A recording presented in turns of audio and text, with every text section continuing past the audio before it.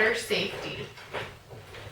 Do we know what kinds of water are out there? There's lakes, rivers, ponds, oceans, and swimming pools, and we're going to learn about those today. So what rules do we need to follow when playing around water? For kids, we need to never swim alone and always have a buddy, never dive into water of an unknown depth, have a parent put your life vest on, no swimming when there is thunder or lightning, no holding people underwater or rough play, no running, do not pretend to drown, and do not swim in fast-moving water. For grown-ups, never leave your child unattended in the water, teach your child how to swim, only place a U.S. Coast Guard approved life vest on your child, always have a fence around your pool, keep children away from drains, learn CPR, keep all electrical devices away from the water. Enforce rules when the children are misbehaving around the bodies of water. We're going to talk about boat safety. Did you know that in 2015, 22 children lost their lives due to boating accidents, and 20 of those children didn't have life vests on?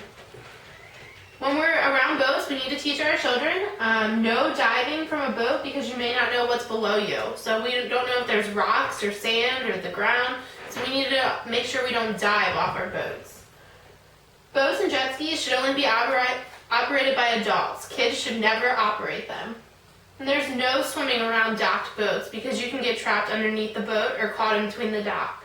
And always wear a life vest. Now that we know the rules, who's ready to get on the Water Express and learn about boat safety? All right, who's ready to go boating? Me! All right, first we have to think about safety. So let's talk about our life vest. This one's too big. This one's too small because we can't close it the whole way. But this one's just right. So when we look at life vests, we have to look at what the proper weight is. So we want to look here. This one's approved for children that are more than 90 pounds, and it's U.S. Coast Guard approved. So we'll take your too big one off and put on the just right. We want to make sure we always have mom or dad hook our life vest for us and make sure it's nice and tight. Yeah, mine is tight.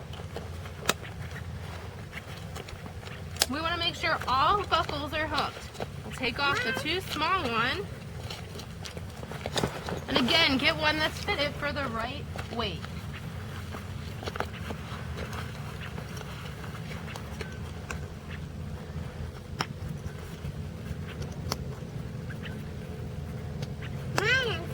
And this one's just right, nice and tight.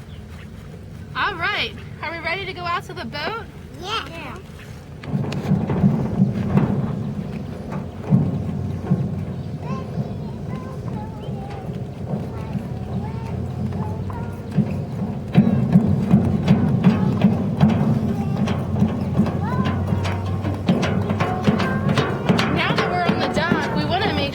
Don't run, right guys? Always listen to mom and dad.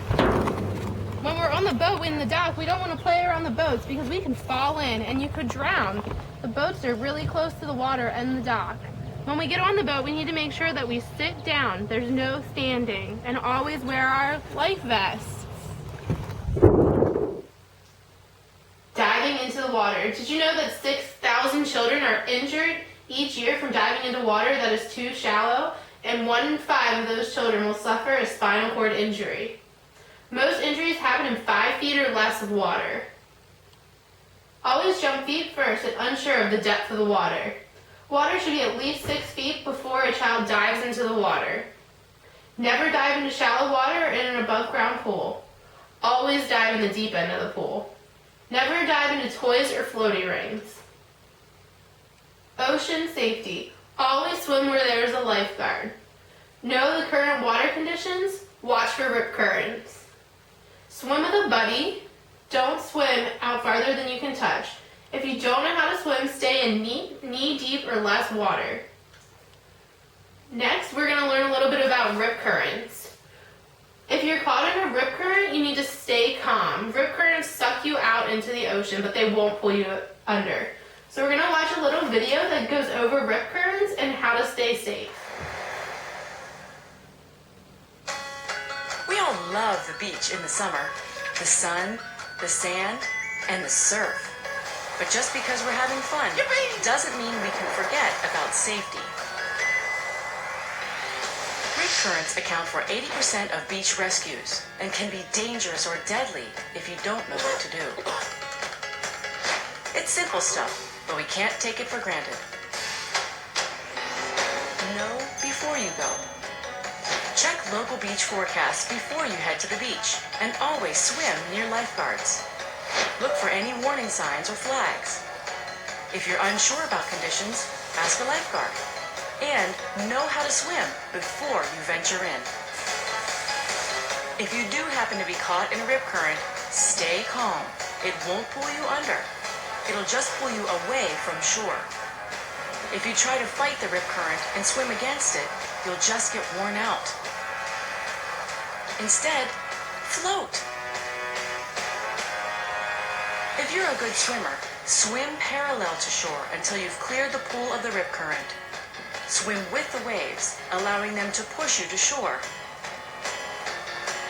If you can, wave and yell to get the attention of lifeguards and people on shore to let them know you need help. If you're on shore and see someone in trouble in a rip current, do not go in after them. Instead, call for help. If a lifeguard is not available, throw in something that floats. But don't try to be a hero and make the rescue yourself. Even trained lifeguards only attempt a rescue using a flotation device. Rip currents can be dangerous. But if you know your options, survey your situation, and stay calm, you can stay safe and continue to have fun in the surf, sand, and sun.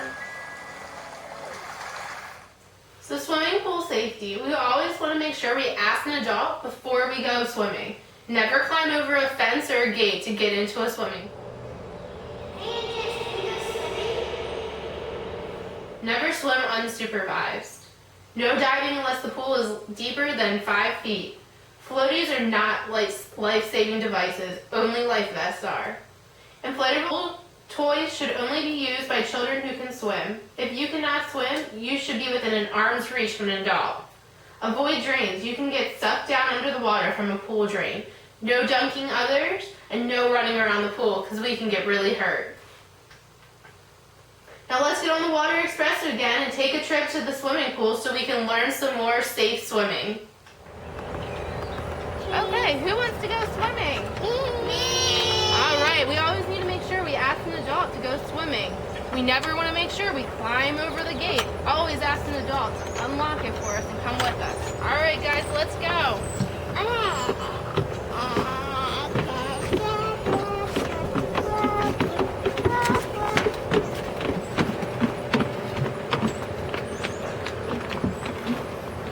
Alright, so we have all different kinds of floaties. We have rings, but these aren't life-saving, so if we can't swim, we need to make sure we always have someone watching us.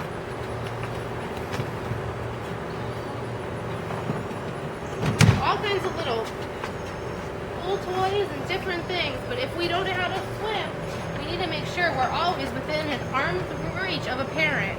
And there's no diving. Do you guys know how deep the water should be before we can dive? No. It needs to be at least 5 feet or deeper before you can dive into a pool. Always want to make sure we jump feet first, okay? And we don't want to run because what could happen? Slip and fall. That's right, we could slip and fall and drown. And always